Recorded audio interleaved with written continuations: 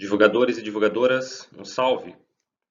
Essa é mais uma aula da JAN 032, disciplina dos cursos de licenciatura em Ciências Exatas, licenciatura em Computação e Engenharia de Alimentos. Nós estamos na UFPR Virtual, durante o ensino remoto emergencial, por ocasião da pandemia de Covid-19. Na aula de hoje, vamos estudar a divulgação e a educação científica em museus. Usualmente, essa é uma aula que fazemos no museu, mas a pandemia nos pôs à distância, e o que faremos agora será uma aula sobre os museus. Conhecer a história dessas instituições é conhecer também a história da própria ciência. Os museus são peças-chave, engrenagens centrais da relação entre ciência e público. Além disso, a trajetória de transformação dos museus no século XVII ao XX é também a trajetória da educação científica, pois os museus acompanharam o amadurecimento da psicologia, da pedagogia e da comunicação. Vale registrar de início que as bases e fundamentos dessa apresentação e do nosso estudo do tema estão na leitura 04, do material intitulado Educação em Museus, a Mediação em Foco, produzido pelo Grupo de Estudos e Pesquisa em Educação Não Formal e Divulgação em Ciência da Faculdade de Educação da USP. Cada um dos temas que sinalizamos aqui estão relativamente aprofundados no texto, de modo que merecem ser revisitados quando houver interesse e necessidade. Eu saliento também que a maior parte das imagens que ilustram essa apresentação são imagens de divulgação e foram retiradas dos sites dos próprios museus a que se referem. Para que vocês não se percam no caminho, quero lhes entregar o mapa, o roteiro da aula. São esses os pontos relevantes, os quais vocês devem organizar e sistematizar em seus estudos. Veremos a seguir, portanto, a concepção de que há 3 gerações de museus de ciência. Também a construção da ideia do museu como instituição educativa. Trabalharemos aspectos relevantes da pedagogia museal e chegaremos, então, ao papel e à formação dos profissionais mediadores. A nossa viagem começa pelo Museu Ashmoleano, de Arte e Arqueologia. Ele foi fundado em 1683, sediado na Universidade de Oxford, na Inglaterra. Esse museu exemplifica a primeira geração de museus de ciência na virada do século XVII para o XVIII. Naquele período, a repercussão do renascimento cultural e dos ideais iluministas sinalizariam a importância da cultura e do enfrentamento às autoridades tradicionais. No chamado século da razão, era então o momento em que grandes coleções particulares de itens da cultura estavam de posse da aristocracia ou sob custódia dos estados monárquicos, começariam a ser democratizados e reunidos em suntuosos museus. Os primeiros museus nasceram então como exposições exaustivas. Eram verdadeiros gabinetes de curiosidades. Eles reuniam itens do mundo natural e cultural em coleções gigantescas e confusas. Esses acervos eram expostos para a contemplação do público, embora o interesse, no início, fosse bastante restrito. A preservação e manutenção desse patrimônio era a prioridade. Os itens da história natural e elementos étnicos, que eram derivados das viagens comerciais e da exploração colonial, compuseram prioritariamente o acervo desses primeiros museus. Essa é a primeira geração de museus de ciência, instituições expoentes da virada do século XVII para o século XVIII. O amadurecimento desses espaços acompanharia o amadurecimento da própria ciência. Processos de coleta e catalogação, organização e sistematização desses acervos começaram quando os museus se definiram também como instituições de pesquisa acadêmica, científica. Esse é um papel tradicionalíssimo dos museus de ciência do século XVIII e que muitos deles desempenham até os dias atuais.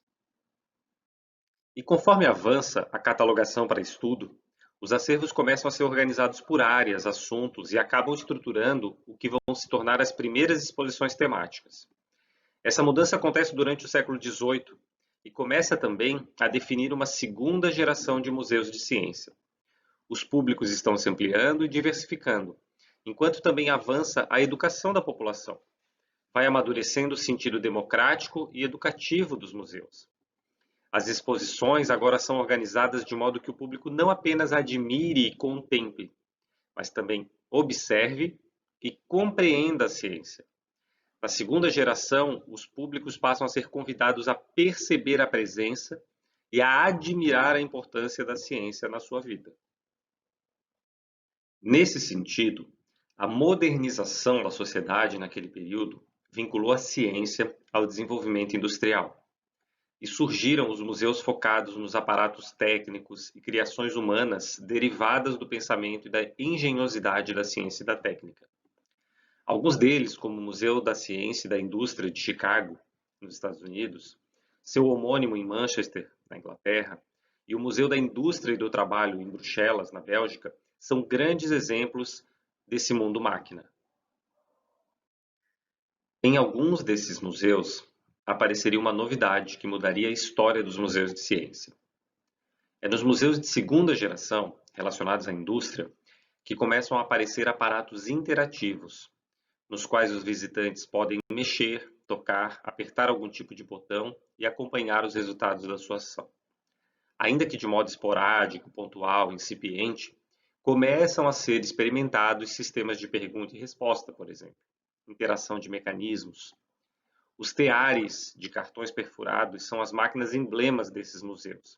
Aliás, esse conhecimento é importante para a turma de computação, por exemplo, pois essas máquinas estão na origem do sentido da programação computacional. Nesse ponto, é importante dizer que entre os séculos XVIII e XIX, os museus de ciência se espalharam pelo mundo. No Brasil, o Museu Real, mais tarde o Museu Nacional, data de 1808. E o Museu Emílio Guild, em Belém, no Pará, de 1866. Ambos carregam a essência dos museus europeus, misturando elementos da primeira e da segunda geração de museus em seus acervos e nas relações com o público. Mas, retomando a linha da história, um elemento de mudança na trajetória dos museus de ciência aconteceria na Inglaterra do século XIX. Os museus britânicos foram os primeiros a estabelecer uma relação mais clara com a educação científica escolar, inclusive considerando a presença cada vez mais frequente desse tipo de público. O desafio que eles se colocaram naquele momento era como prestar um serviço educativo, ou então, como organizar o museu de modo a cumprir uma função pedagógica. Foi durante o século XIX que os museus começaram a se preocupar realmente com a experiência do visitante, inclusive porque os públicos agora aumentavam e se diversificavam.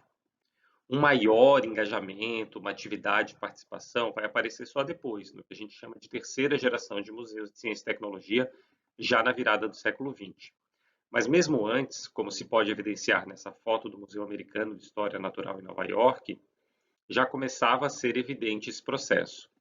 O acervo agora existia também para narrar uma história que envolvesse e interessasse o público e o ajudasse a compreender a ciência e o seu valor.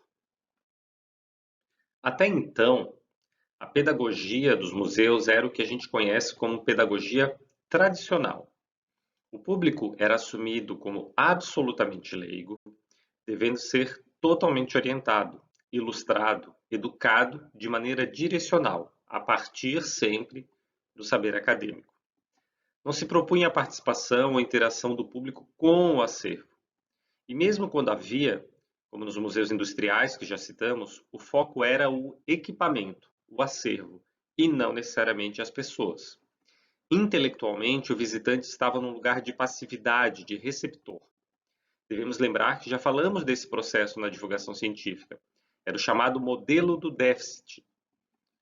A mudança que estava em processo culminaria com ações como a dessa foto. Aqui a gente vê crianças e pais dormindo, passando a noite dentro do tradicionalíssimo Museu Britânico, em meio aos seus acervos. Essa é uma mudança paradigmática. A transição da segunda para a terceira geração também foi marcada pela redução das coleções.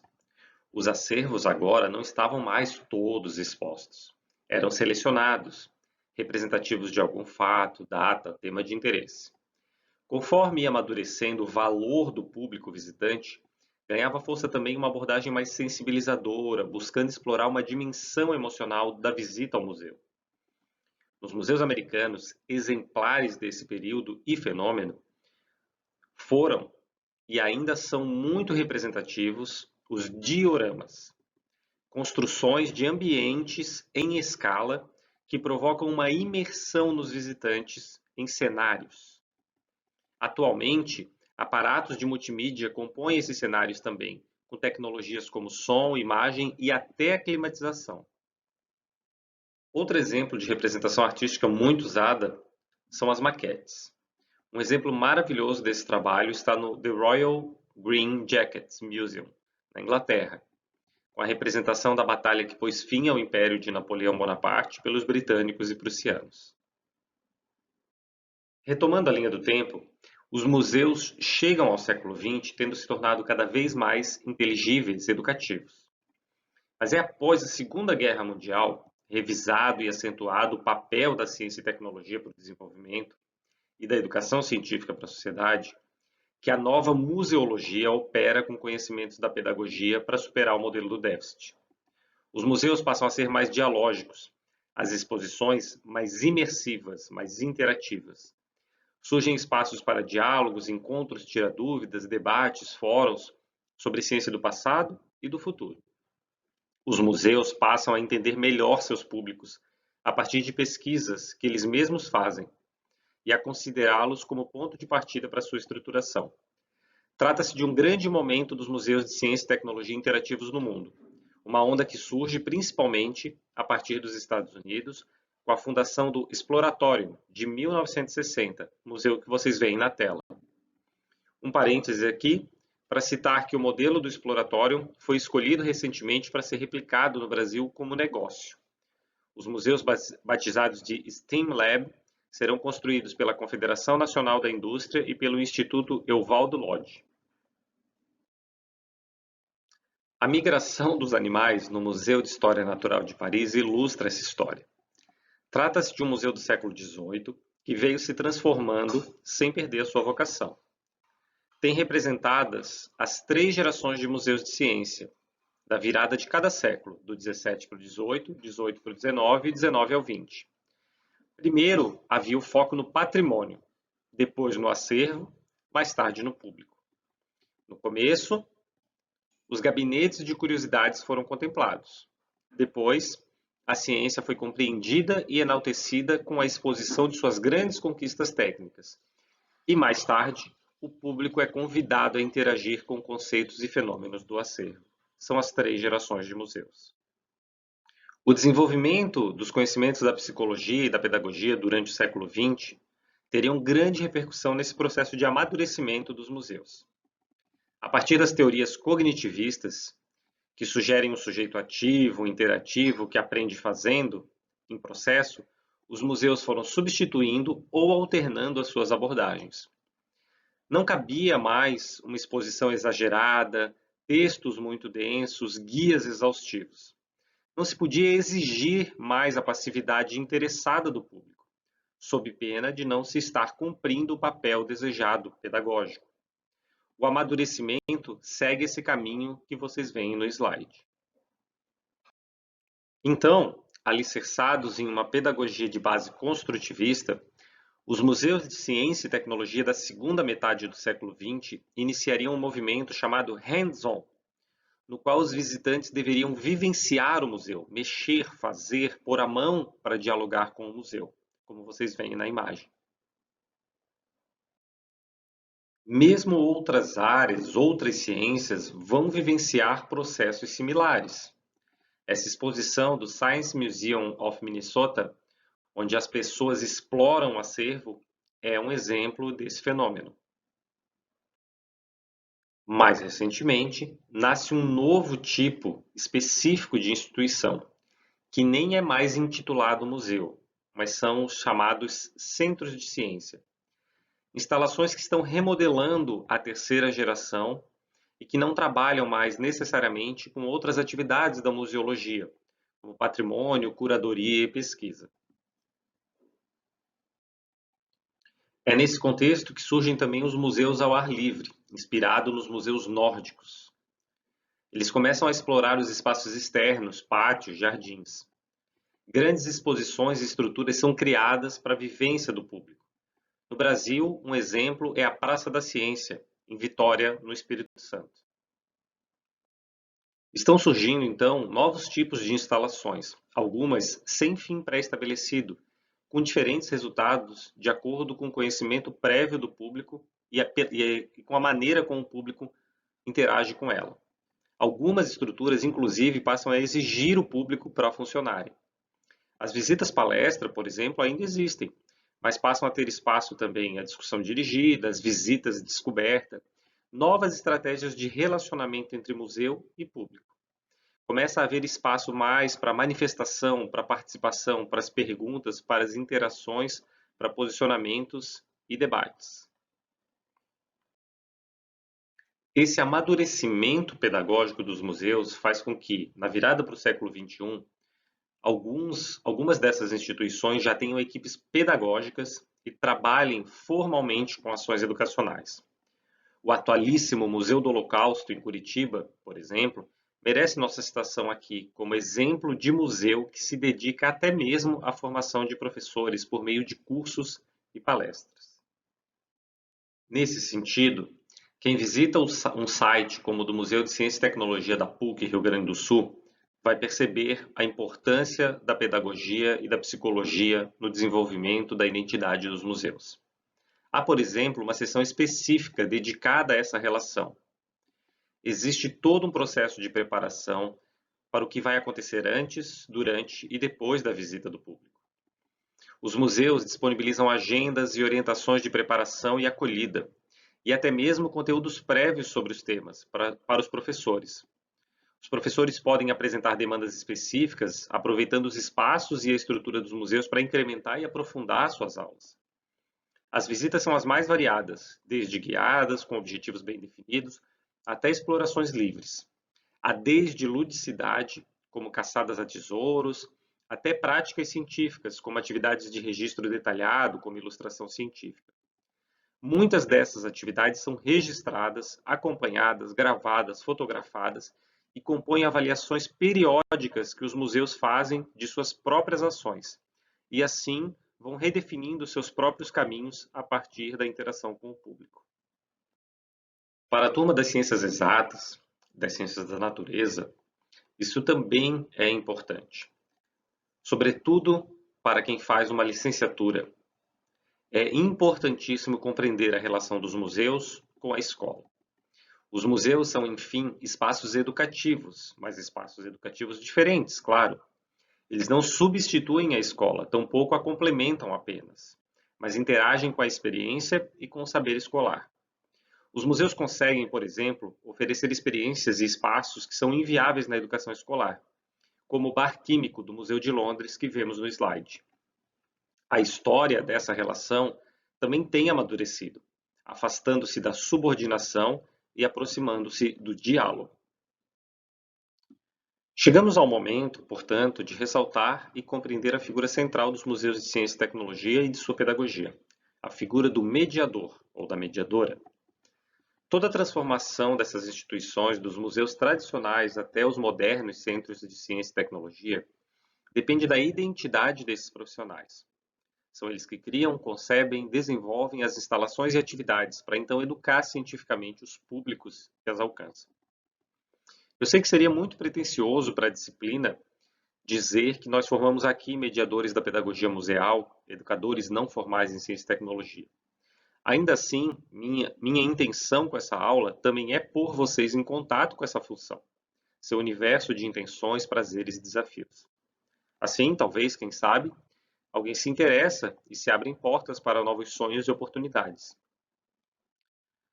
Afinal, alguém tem que orientar as técnicas e histórias por detrás das peças cerâmicas que estão sendo produzidas por esses jovens e crianças canadenses que vocês veem no slide. O mediador ou a mediadora de museu é aquele ou aquela que explica um conceito, simula um fenômeno, conduz os visitantes em uma reflexão, joga ou encena a ciência para públicos diversos e não necessariamente iniciados. É ele ou ela que pensa, concebe, orienta e às vezes até produz os conteúdos, kits, animações, jogos, esquetes teatrais, instalações que vemos e os caminhos que percorremos dentro dos museus. Trata-se, pois, de um educador, um profissional com habilidades pedagógicas, comunicativas e sociais diferenciadas, desenvolvidas na formação como educador e, claro, na prática, como o texto lido por vocês muito bem explora. O mediador é o agente da pedagogia museal. É ele quem pensa no tempo, no espaço, nos objetos. E essas são as reflexões mais importantes para entender o museu como espaço educativo. Afinal, vejamos, não é simples pensar a pedagogia museal. Uma mesma pessoa pode ser muitos públicos. Na primeira foto, eu estou de pé experimentando meu peso no cometa Halley. Eu estou correndo de um museu para outro, falo outro idioma. Eu estou em Washington, nos Estados Unidos. Lá, os mediadores estão percebendo que o tempo, em geral, é breve, curto, efêmero, imprevisível. Muitas vezes é o visitante, nesse caso eu, que controlo, junto com o meu interesse, por onde eu vou transitar, o que eu vou explorar. Se vale a pena parar aqui ou ali e ouvir 5 minutos da explicação, sou eu quem decido muitas vezes, não necessariamente o mediador. Na foto à direita, eu estou simulando uma expedição paleontológica com meu filho, desenterrando uma ossada de dinossauro no museu em Pomerode, Santa Catarina. Lá os mediadores estão percebendo que o espaço também é desafiador. Dependendo do museu, ele pode ser amplo, aberto, com percursos não definidos. Quem vai decidir se eles devem conduzir o visitante ou deixá-los livres não são somente eles, mas também o visitante. Na foto à esquerda, embaixo, eu estou com os alunos da UFPR no Museu Interdisciplinar da UEM, aprendendo física. Os objetos, as instalações, a decisão sobre se eles serão contemplativos ou se eles precisam de um tratamento especial para se tornar inteligível não é somente do museu e do mediador, mas depende da relação e da intencionalidade nesse diálogo com o público. São muitas as questões a serem pensadas por quem faz um museu acontecer. E cada museu vai respondê-las de uma forma, seja mudando as suas práticas, seja reinventando a sua própria estrutura física, como a gente vê nessa imagem. Até mesmo tirar a mediação humana de cena pode ser uma estratégia. Em Curitiba, o Museu do Holocausto, que eu já citei aqui, demonstra o papel da emoção, da sensibilização do público em toda a sua estrutura imersiva, em muitos momentos exigindo uma postura introspectiva, solitária para o visitante. Cada detalhe da arquitetura parece pensado para gerar inquietação e a angústia necessários para mergulhar emocionalmente naquele acontecimento histórico. É quase como se, sentindo o sofrimento de um campo de concentração, é que nós aprendêssemos a importância de que algo semelhante não se repita. Mas se os museus podem causar surpresa e espanto, eles também podem ser surpreendidos e desafiados. Quando um conjunto de monges visitou o Exploratório, não deve ter sido uma situação trivial para aquela mediadora ali, né? O processo de transposição museográfica do conhecimento científico é vivo, constante, ele acontece em processo. Ele precisa ser refletido e novamente planejado. Os mediadores, eles amadurecem na prática, no fenômeno social da comunicação que fazem com o público. É um processo educativo e comunicativo, e é óbvio, divulgação científica. É o mediador quem decodifica a ciência para o público, que a torna acessível, compreensível. É ele ou ela que reconhece e estabelece pontes entre o museu, a sua intencionalidade, e os saberes prévios e a cultura do público. Atualmente, a mediação humana tem sido alvo de muitos estudos, e se tem percebido o valor de que ela seja descontraída, para ser acolhedora, democrática, para ser mobilizadora, e que ela adote para ser interativa a opção do hands-on, do mão na massa, mas que ela seja também instigante, capaz de colocar as mentes, de envolver as mentes, no que tem se chamado de minds-on. Os museus também têm apostado numa mediação que seja capaz de emocionar, que seja sensibilizadora, e isso tem sido chamado de hands-on. Conhecer o público para ser efetivamente pedagógico, e então planejar e refletir para ser efetivamente educativo. Mas é óbvio que nem só de sentimento e humanidade vai se fazer a mediação em museus. As tecnologias de informação e comunicação, as tecnologias digitais chegaram e agora têm participado cada vez mais desse processo. Nesse momento de museus fechados, inclusive, há centenas de exposições virtuais acessíveis em museus do mundo inteiro. E se a terceira geração de museus de ciência tratavam principalmente de biologia, física, química, matemática e engenharia, essas fronteiras também estão mudando. Nós temos aprendido que as humanidades são ciências interessantíssimas de serem exploradas pelos museus, também em perspectivas mais práticas, participativas e interativas, como no Museu da Língua Portuguesa, em São Paulo. Recentemente, vimos a tecnologia e a arte se fundirem à ciência para construir novos espaços de cultura que ainda nem sabemos descrever, como no exemplo de Singapura, à esquerda do slide de vocês. Muitos dos museus mais modernos já usam telas interativas, imersivas, responsivas na ambientação e composição de suas exposições. QR Codes, realidade aumentada, realidade virtual, inteligência artificial, algoritmos. São todas novas fronteiras para a relação e mediação entre a ciência e público. Talvez seja uma quarta geração de museus nascendo. Hoje, museus de ciência e tecnologia se prestam aos mais diversos fins, a depender da sua história, sua temática, seus públicos e, claro, de quem os financia e por quê. Museus também podem ser negócios, e vários museus do mundo são privados. Mesmo os museus públicos têm arrecadado fundos de maneiras as mais diversas, como em eventos como vemos nessa foto. O fato é que os museus constituem espaços culturais de entretenimento e diversão, de educação e cultura científica, de pesquisa acadêmica e popularização da ciência e da tecnologia. Além do aspecto acadêmico, formativo, os museus têm se tornado também espaços de vivência, de debate, de diálogo, estimulando o interesse e a participação pública nesses temas. As experiências que eles proporcionam deveriam estar ao alcance de todos. Elas devem ser levadas a todas as pessoas.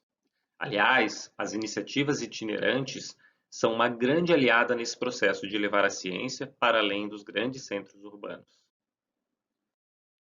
Por isso tudo, é importante defender os museus. Por isso, é assombroso que mais de 90% dos brasileiros diga não ter visitado um museu de ciência e tecnologia no último ano. Os museus precisam de apoio e amparo. A história mostra que não bastam as universidades, as sociedades científicas, o mecenato, os apoiadores, as associações de fomento. Nós já vivemos melhores tempos para pedagogia museal e divulgação científica em museus no Brasil. Na primeira década dos anos 2000, tivemos uma política nacional efetiva para essas instituições. Um departamento de museus e centros culturais dentro do Ministério de Ciência, Tecnologia e Inovação. Tivemos um cadastro nacional, tivemos editais de fomento. A Semana Nacional de Ciência e Tecnologia e os inúmeros museus e centros de ciência e tecnologia precisam de nós para existir e para resistir.